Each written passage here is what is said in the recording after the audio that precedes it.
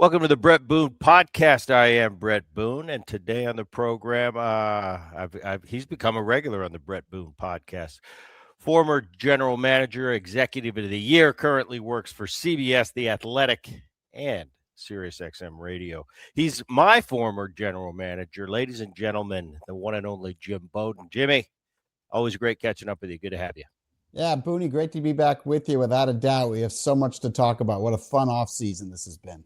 It's been. I've been laying low. I just got back from Mexico on a little trip, but we were talking off air real quick, and we have touched on this for the past couple of years, the Hall of Fame, and I want to. That's not going to be the whole part of this podcast, but I wanted to touch on it. Jeff Kent originally gets in from the special committee, and then the regular, if we'll call it, Hall of Fame vote came in yesterday, and Andrew Jones, a former teammate of mine, greatest defensive center fielder I've ever been around, got in, and Carlos Beltran, who's kind of one of those under the radar Hall of Famers, but when you look at his numbers, especially the numbers, and I want to get into this with you too, as far as the numbers now versus the numbers in my generation, what we were judged upon. It wasn't OPS and WAR in our day. We didn't even know what WAR was. It was average home runs, RBIs. That's what got us into the Hall of Fame. Nowadays, it's a completely different ballgame. But touch on the Jeff Kent, who I'm so excited, Jimmy. I'm as critical as you can be on my peers at second base. I was tough. And I always said, though, when Jeff Kent didn't get in, I said, if he can't get in, who can get in at second base? He's all-time leading home run hitter. He's got 1,500 plus ribbies, a 292 career. And I'll tell you what, he was more efficient and a better defender than people give him credit for. He learned over time. He was real efficient around the bag. He turned a good double play. If you hit it to him, you were out. Yeah, he didn't have the range of an elite second baseman, but he was far better than his reputation. Your thoughts on first Jeff Kent? Yeah, so your dad, Bob Boone, who managed for me, coached for me, and when he wasn't doing that, he was a special assistant for me. So during my run of 17 years as a GM, your dad was always one of my right-hand guys and trusted advisors on everything. And I just remember him every single year banging the desk saying, Jeff Kent's got to be a Hall of Famer.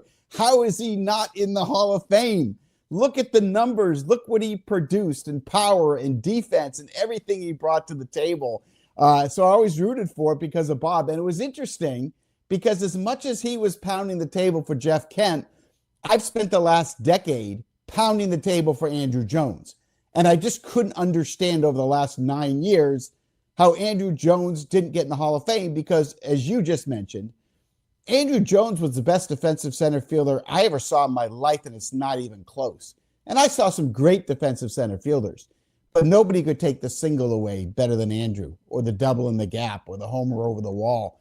And besides that, hit for power. You know, he had that 10 years in Atlanta where he won 10 straight Gold Glove awards and was the best defender in the sport. And so as much as I can just envision your dad pounding the desk for Kent, there I have been on every radio and TV show that I've been on for the last decade, not understanding why Andrew's not a Hall of Famer, and yet they're both going to go in at the same time, Booney. So I'm pretty excited for both players. And I thought it was interesting, too, that Andrew Jones and Carlos Beltran were born one day apart, and Carlos Beltran has one more home run than Andrew Jones. All three of those guys deserve to be in. I'm excited for this Cooperstown class. Yeah, you mentioned Andrew, Ozzie Smith, you talk about Ozzie Smith. Everybody likes to say he reinvented the shortstop position. There's a pretty good case that he did. But when you talk about center fielders, and you mentioned taking away singles, that's what he was famous for, playing shallow. And you couldn't hit it over his head, and you couldn't hit it in front of him. But I was pretty fortunate to play with some pretty darn good center fielders. I started off my career with Ken Griffey Jr. I got to play with a Mike Cameron, a Torrey Hunter, and I played with Andrew for 1 year. He's just on a different level. And all those great defensive center fielders will look you in the eye and say, we weren't like Andrew. Nobody was. I played that 1 year in Atlanta. You know, I came in and they told me how great a defender he was. Okay, whatever. I played against him. But getting to watch that on a day in and day out basis, it did kind of remind me of, wow, he reinvented the position, from maybe took the mantle from Willie Mays. And I'll give you a quick story. I'm sitting in we're in the dugout one day, and Andrew makes one of his patented plays, and Bobby Cox, at the time, he's our skipper, and he just kind of looked around and said, "Willie Mays, my ass." He didn't mean it in a condescending way to Willie Mays. I think it was more of a how great Andrew is, and a guy that he'd been watching at that point for 4 or 5 years on an everyday basis. Yeah, and Bret, I talked to Frank Robinson, the late Frank Robinson, when he managed for me in Washington. And I asked Frank, I said, in your career, who was the greatest defensive center fielder you ever saw? And he said Andrew Jones is 1A and Willie Mays is 1B. And I think Yeah. that kind of sums it up. But the one thing about Mays is Mays played deep. Mays didn't take the singles away at the level that Andrew Jones did. And Jones had range 360 degrees, all angles. And that is what was really special. The ball was hit, his jumps, his angles, his first step was almost always perfection to the ball. And that was a real game changer, not just his speed. It was just how he read the ball off the bat so quickly, so fast with the direct angle. So, best I ever saw. I'm glad he finally gets into the Hall. Well deserved. It took too long, but as long as you get there, it's okay. I'm happy for him. Those Braves teams were unbelievable. But Andrew Jones, look, when I see Tom Glavine and John Smoltz and Greg Maddux in the Hall of Fame, I just kept always saying to myself, you better put Andrew Jones in because he had a lot to do with some of their success. You know, you mentioned Smoltzy, Maddox, Glavine. You know, one of the most, definitely in my lifetime, probably the most famous trio when it comes to starting pitchers. And I remember getting to Atlanta and them just raving about it. I've never seen a pitching staff talk about a position player the way they did with Andrew. And come to find out, you know, he did make that big of a difference. Last thing on the Hall of Fame, and we'll move on. Bonds, Clemens, Manny, who's his last year on the ballot, Alex, and the late and great Pete Rose. Are these guys ever going to get in? Any one of them? Jim Bowden.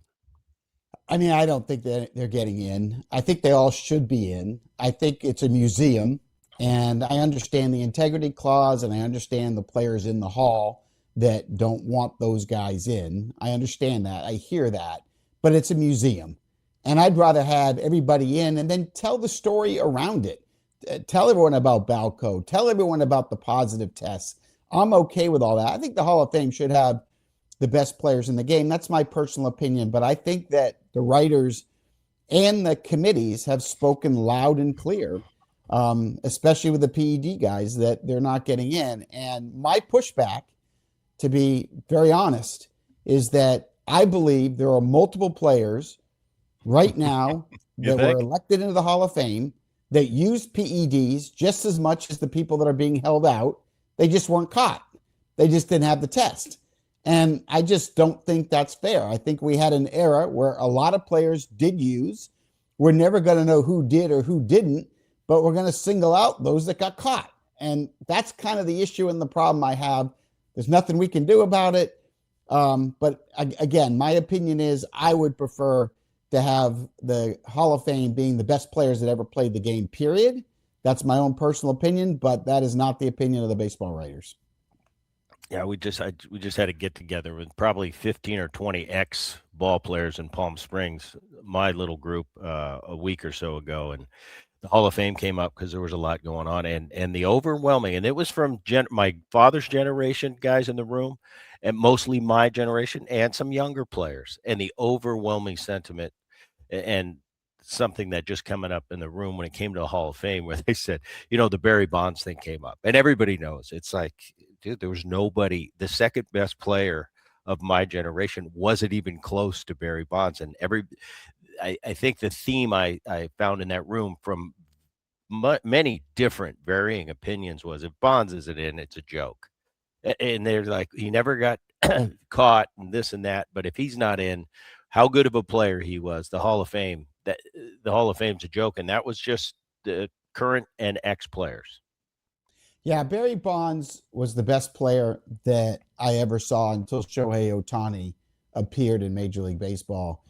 But Bonds was the best hitter, best power hitter I ever saw in my life. And, I don't think anyone's going to surpass that probably in my lifetime.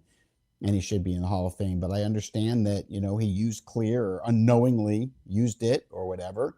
But again, I'm with you. Let's put the best players in, and then it's okay if you want to put an asterisk next to all the issues around them. But I think it's unfair for people to allow people to get in that used, even though not everybody knows they did. But anyone that played in that era knows some of the names that are in that did use, and I don't think it's fair they're in, and better players like Bonds and Clemens are not. Yep, fair enough.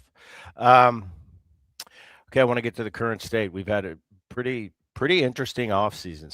Some free agent signings recently that kind of opened a lot of eyes. I know they opened your eyes with that collective bargaining hanging in the wind, a year out. I was a part of the last real shutdown of baseball in 1994 as a member of those Reds, and they canceled the World Series on us. And man, it was like nothing I've ever been through. We've had labor peace since then. With the exception of a couple years ago, they got locked out for a very short time that really didn't affect the game.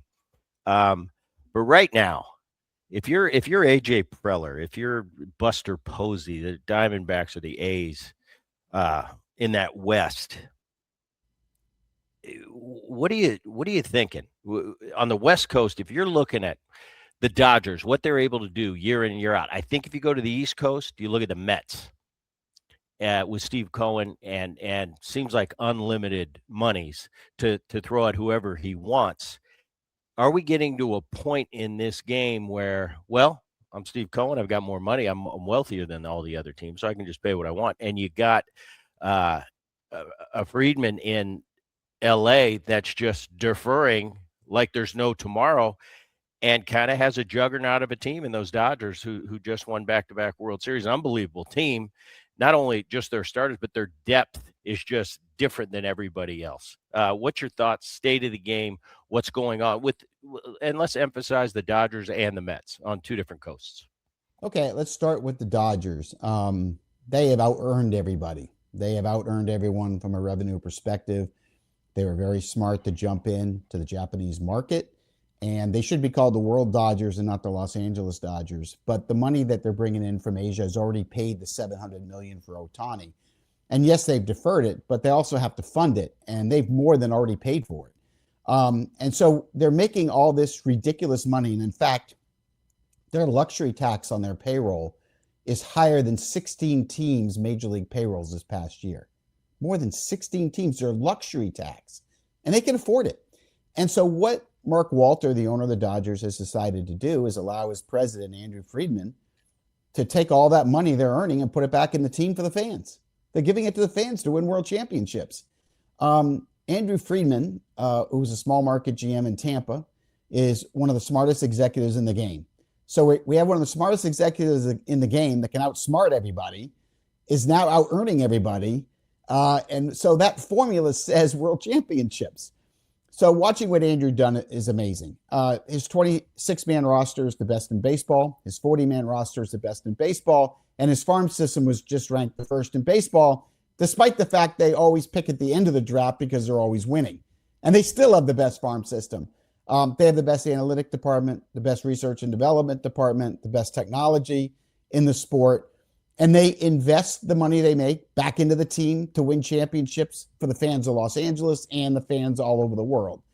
They're an incredible story. And there's nothing in the CBA that stops them from spending whatever they want whenever they decide to. So while Kyle Tucker was trying to decide between 10 years, $350 million from Toronto, or $150 million over 3 years with the Mets, the Dodgers came in and yawned. Oh, okay, how about 60 a year for 4 and we'll let you opt out whenever you want. Okay, I'll do that. $240 million for 4 years and then go back in the market? Well, that'll equate to about $500 to $600 million, not the $350 million I'm being offered by Toronto. Okay, I'll do that then. So, yeah, they're outsmarting anybody. The world champion Dodgers had 2 weaknesses last year in the postseason. They didn't have a lockdown closer, so they go to free agency and they sign the best closer in the National League last year, Edwin Diaz.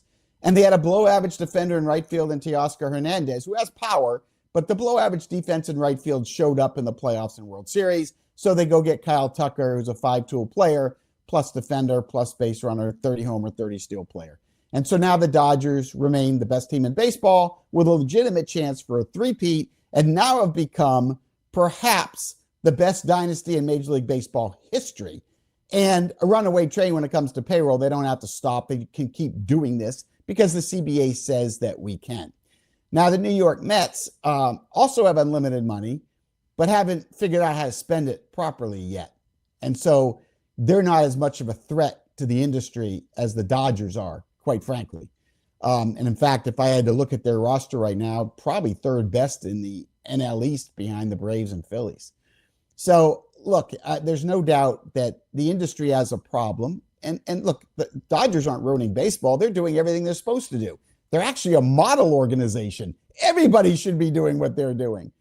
But how do you fix the problem, which is this, Bret? Over the last 10 years, none of the teams in the bottom 15 markets out of 30 teams has won a World Series. And none of them on opening day are going to have a chance this year either. Season's over for 50% of the players. That's problem number one. Problem number two, why do the NFL, NBA, and NHL players get more share of the revenues for their players than baseball? Why is that? Why can't the players get 50% of the revenues? Well, here's the problem. When 15 teams on opening day know they can't win a world championship, why spend extra money? So we're giving all this revenue sharing money to these bottom 5 teams, but they have no incentive to spend because even if they do, they can't win. So they don't spend. And that hurts the players. And what about the players that get drafted by the bad teams? 2 or 3 years in the minors, 6 years in the major leagues. You got to wait a decade before you can get the free agency and go to a team where you can win again. These are all problems, Bret. And how do you solve it? You need a salary floor. You got to make the small market teams spend whatever it's going to be, 100 million, 150 million, whatever it's going to be. You got to share enough revenue so they can afford to do it. Then you got to put a cap on the top teams. You can't let the Dodgers and Mets spend 400 million when the rest of the industry is at 200. You can't do that. Now, big markets should be able to spend more. I get it. Star players should be able to get paid more. I get it. But you got to do it in a way where at least all 30 teams have some kind of shot of winning, don't you?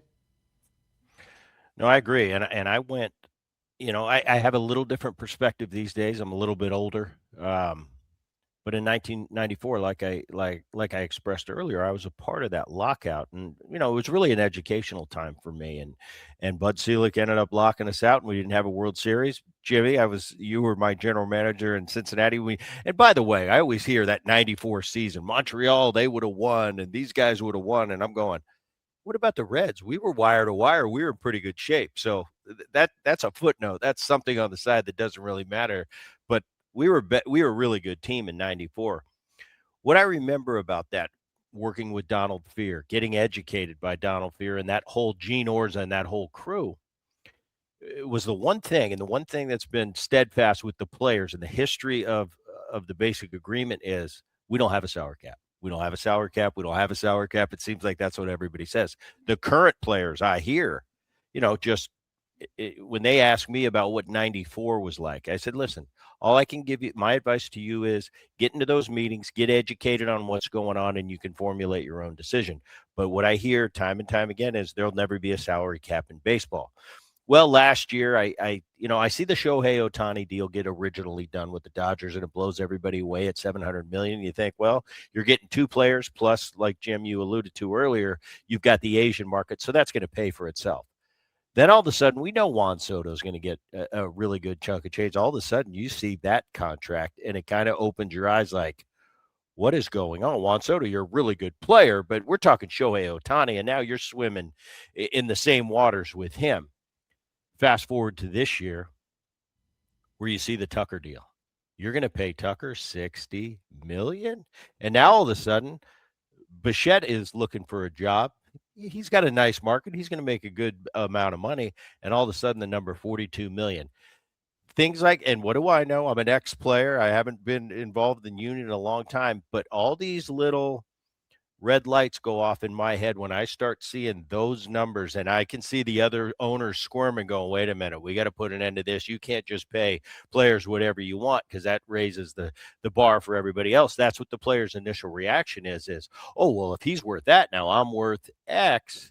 But you got to think about the other side of the coin is, yeah, but the owners don't like that, and there might be some tension going in after the 26th season. All right, I talked enough right there. Your thoughts on that analysis? Yeah, so I have a little bit of a different take, because if I'm a player, right, I'm going to look at the system and say, if the Yankees, Mets, and Dodgers don't want me, then I'm not going to be able to get paid like Tucker and Bichette and Soto. And so as a player, I'm going to look at this system and say, why is Soto getting $765 million and I'm getting paid $2 million? Like, there's something wrong with this system here. Now, I understand the star player is getting paid the most. I get that. But what we're not getting is for half the teams, the players aren't getting paid their share of the revenue. The people that are getting paid the share of the revenue play for the Dodgers, Mets, Yankees, Phillies, those top teams. And so if I'm a player, I'm looking at the system going, it's not working for me. I mean, the minimum is $780,000. It should be $1 million. And the players should get 50%, and we should have a system where there's a floor. Like, if I'm a player, why aren't you screaming for the floor? Do you really care about a cap that's only going to affect 4 or 5 teams? Or do you care about the 25 teams under those 4 or 5 teams? See, if I'm a player, I'm going to be looking at this differently. I'm the one going to be screaming for a salary floor and a salary cap, not the owners. I'm the one that's going to say, wait a minute, you create a system for these 5 teams. What about the other 25 that we're all playing on? Why don't we have a system for us? Why aren't we getting our share of revenues? That's what I'm going to be screaming at. Like, if I'm on the Athletics and I'm Nick Kurtz, one of the best young first basemen in the game, and I know I'm going to be with the Athletics for 6 years. Hey, when I do my damage, I want to get paid like Guerrero and Soto. And are the Athletics going to be able to do that? Or am I going to have to wait to get to the free agency so I can go to the Dodgers or Mets? Like, I want a system where everyone's getting paid. That's what I want, equally. And I want teams to be spending money. So if I'm a player, I am screaming for a salary floor, and I'm screaming for a cap, especially for those top 5 teams, so the separation isn't 80 million to 500 million. I'd rather have it be 150 to 300. Put everybody within $150 million of each other, and let brains beat the bigger markets. Give them a chance to beat the bigger markets. We got executives that can beat the big markets if it wasn't a complete runaway train. So look, bottom line, Booty, we need a new system. And if I'm the players, they're the ones that should be screaming for the salary floor and cap, even more so than the teams, in my opinion. Well, I think the players are definitely going to be screaming for the salary floor. My question to you is, are the owners going to be open to a floor? They're going to want the cap at the top, but are they also going to be willing to say, okay, I think a floor is realistic? I think if you're the players, you cannot do a system of a cap without a floor.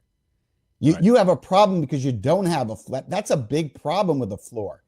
Like, you could increase revenue sharing without a so-called hard cap and make the number so ridiculous that the Dodgers and Mets can't go runaway spending. But even that doesn't work unless you have the floor. We got to bring up the bottom half of the industry. We got to make their payrolls more competitive, and we got to make sure the players are getting their share. They need 50% of the revenues. That's fair for me. I want to put you in a hypothetical real quick. Let's go put your GM hat on. You're back in the game, Jimmy, and you're the general manager for the Dodgers or the Mets. Yeah. Is there ever going to be a time where your owner comes to you and say, all right, Jimmy, I don't care what we need to do. Go pay him this. Now, as a GM with an open checkbook, that's probably a pipe dream. Like, who wouldn't love that? Who wouldn't be able to mix and match? But when it comes to these salaries that make us kind of raise our eyebrows and go, whoa, as a general manager in the current game, with, for example, the Tucker deal is $60 million. Would Jim Bowden, a modern day, now wiser, definitely been around, you've seen everything. Would you ever go to an owner and have to talk him out of something and go, hey, I love that guy as a player, but to pay him that when I'd rather do a little bit of this? Or is it, hey, if my owner wants it, I'm going to go get it? Yeah, I mean, look, I think we all value players, and I think as a GM, you don't want to ever overpay, but you also have to look at what can you afford? What does your revenues say? Dodgers are just printing money; they're a machine. So let's just say I valued Kyle Tucker. Say I valued him at $35 million a year, like Toronto did, which is really where I value him in this market, right? That being said, I know the Mets have 150 for 3 years on the table, or 4 years on the table, I guess. So they had 220, I guess, for 4 years on the table. So I now know the price for Tucker. It doesn't matter how I value him. I value him at $35 million, but to get him, I got to go to 240 because they're at 220. So, sometimes you got to pay more than the market if you want it, right? I mean, you bought a bunch of houses in your life and cars, and there are times where you overpay for your house because it's the house you want. And if you want the house, you got to pay more than market. Otherwise, your neighbor's going to get the house, right? And so that's kind of what Kyle Tucker was for me. That's what Juan Soto was for me. It's understanding in the big market that I'm overpaying, and I would tell the owner, look, I think Kyle Tucker's a $35 million a year player. I think he's 30 homers, 30 steals, plus defender in right field, good arm. He's not going to carry the team. And for that kind of money, you want someone to carry your team, but that's not what he is. But I don't need him to be on this team because I have Freeman and Betts and Ohtani. So he just has to be a support player.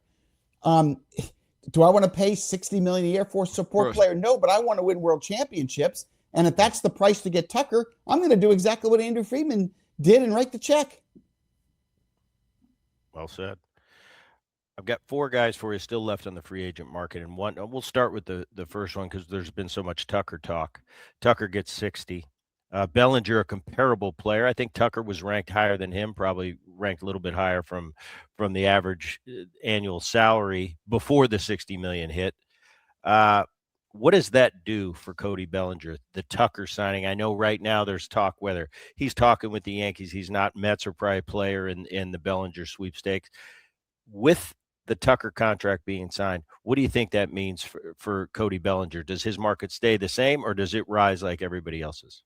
I mean, I think it stays the same unless one team, one owner, or one GM decides they want to, follow suit and overpay to get the player, right? I mean, after Tucker got his deal, the New York Mets took a $28 million a year talent in Bo Bichette and gave him 47 with opt-outs every year, right?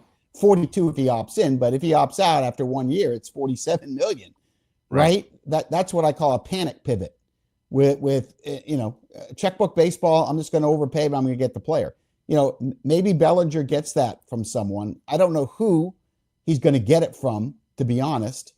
I think he goes back to the Yankees, and I think the Yankees offer on the table is aggressive for Bellinger. My understanding is somewhere around 5 years at $32 million with 2 opt-out clauses that can get him back on the marketplace with a high signing bonus. And I think that's where Bellinger should go. He proved he can play at Yankee Stadium in New York. He's going to benefit playing in the same lineup as Aaron Judge, as we saw last year. I think that's where he should go. But I don't know what the market is. My understanding is Toronto's not in on it. They're going to play Addison Barger in right field. I think with the Mets trade last night for Lewis Robert, I think that takes them out of Bellinger. So I don't know who the other couple of teams are that are in. My understanding is there's multiple teams. He's got multiple offers.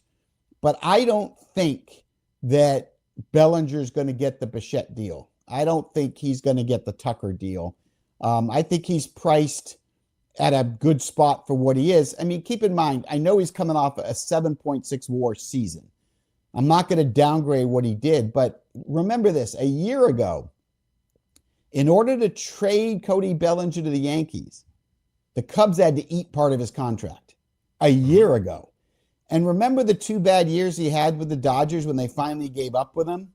And do you remember he goes to the Cubs and had a really good year, and then he had a down year and they moved him? that lack of consistency in his career makes it difficult to overspend on Bellinger for me. Now, I love the player. He can play 4 positions above average: left field, center field, right field, and first base. He's been an MVP. I know the talent's there, but how consistent is he going to be? Is he going to be what he's been the last 6 years, or is he going to be what he was last year? And that's something that, you have to gamble on if you're going to sign him. So I don't know who else is in on Bellinger. I'm trying to find that team. I haven't been with all my contacts. I haven't been able to find the team. I know it's not the Dodgers. I don't think it's the Mets anymore. It's not the Blue Jays. It's not the Mariners.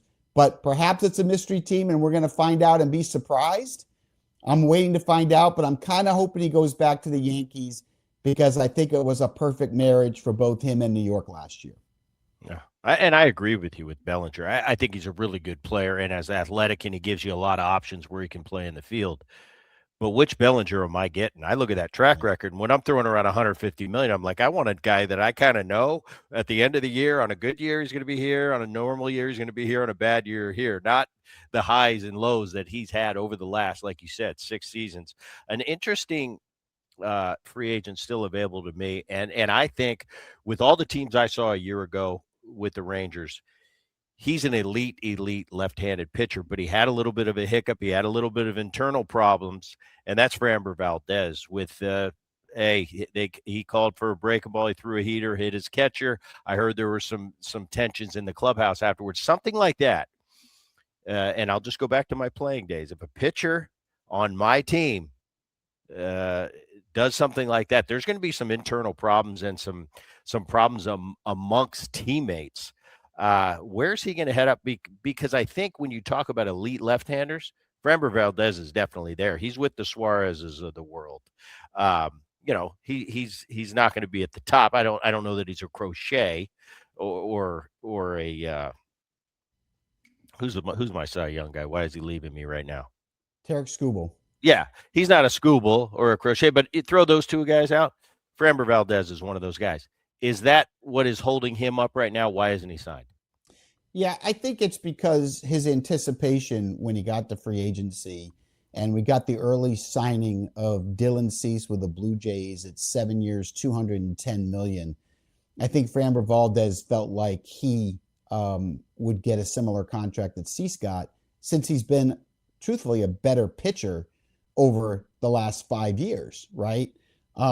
Valdez, as you pointed out, was the ace of the Astros during all those playoff runs. Now he became the number 2 starter behind Hunter Brown last year. But at 32 years old, he is an elite ground ball pitcher. And he's won on the biggest stage in the biggest moments. He's a big time pitcher. And I think he's a difference maker for whoever's going to get him. But I think it's a rude awakening that, he's not going to get the Cease deal. So I think he has to lower his sights, probably end up with a 4 or 5 year deal. And the AAV may not be what he wants. But when I look at Valdez, there's 2 teams where I think is a perfect fit for him. The first team is the Baltimore Orioles. Orioles have done a very good job this offseason adding power to their lineup with Pete Alonso and Taylor Ward, which is going to take the pressure off their young core. Guys like Gunnar Henderson and Adley Rutschman and Jackson Holliday, Jordan Westbrook, Holton Cowser, Dylan Beavers. It's going to take all the pressure off of them. And Alonso grinds. He plays 162 games and hits you 38 home runs. But the Orioles are going to go as far as their pitching goes. Now, Trevor Rogers had his breakout year last year for them. They made the trade for Shane Baz. They've got Dean Kramer. So, their rotation's solid, but they missed that guy at the top that could pitch game 1. Framber Valdez can pitch game 1 for them. He's the guy that can put them in October. He's the guy that can make the Blue Jays and Yankees nervous if they are able to sign him. He's the difference maker for them. The other team is the Mets. Look, it's been interesting watching the Mets offseason. But the one thing they told me in October was their biggest goal this offseason was to upgrade the starting rotation. They had not added a single starting pitcher. Now, they let Alonso go, Nimmo go, McNeil go, and they have replaced him with Bo Bichette, Jorge Polanco, Lewis Robert.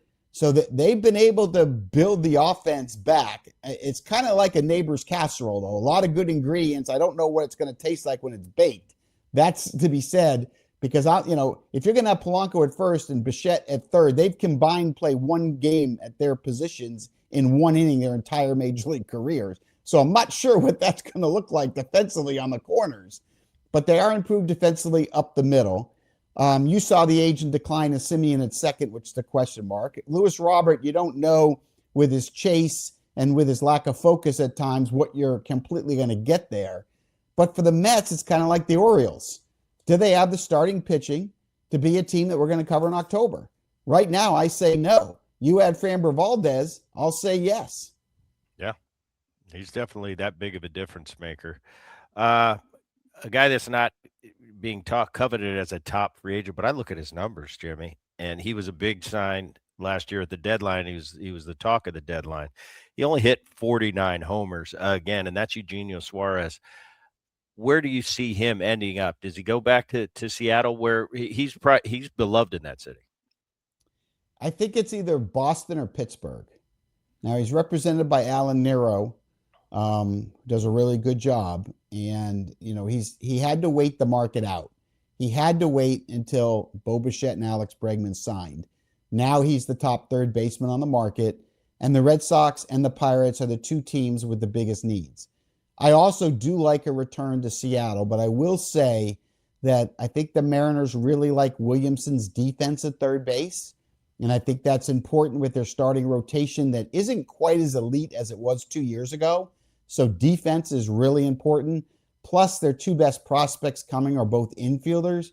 So I'm not sure Seattle's going to go down that path, but I do like the signing, especially with their window to win a world championship right now. So I think that would be the third team. But I think Boston, of all the teams, is the best fit.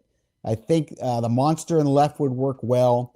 I think it would lengthen their lineup with that occasional three-run homer at the bottom of the order. So my guess is it's going to be Red Sox, Pirates, Mariners in that order, but we'll have to wait and see. Last one, and I'll let you out of here, is a guy that take Framber Valdez off the market. Definitely when it comes to right-handers for me, that I saw this season still available is Zach Gallen. Yeah, so I remember being at the All-Star game in Seattle when you were walking around a movie star and you hit the walk-off home run, I think, in the softball game. It was the MVP of that game. That's right. Which I remember completely. As you could barely even say hello to me because the fans were all over you. But Zach Gallen started that game, that All-Star game for the National League, and I've always been a big Gallen fan. I always loved his command and control and his pitchability. I don't know what happened last year, Booney. The stuff was down. I don't know if it was mechanics. I don't know if he was hurt.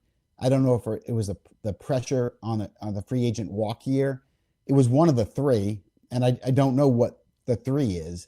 So I think any team signing him needs to get that answer before you sign him. I felt like he would get the Michael King deal. I thought, 3 years at 45 is probably where he was going to land. He may have to do a shorter term deal, prove it, maybe get a 2-year deal and opt out, kind of contract for him. He fits in a lot of places. I would love him with the San Francisco Giants. I think the Giants need another starter.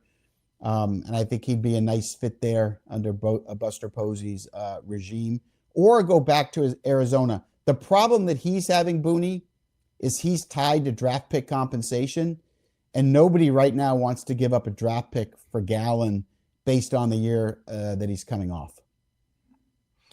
Well, Jim Bowden, I really appreciate it. I always love talking baseball with you, and good to see you. Haven't talked to you in a while. For all you out there, check out the Bret Boone Podcast. It's now on YouTube. For those of you that download the Bret Boone Podcast, get it wherever you download your apps. It's everywhere. Until next time, keep it here.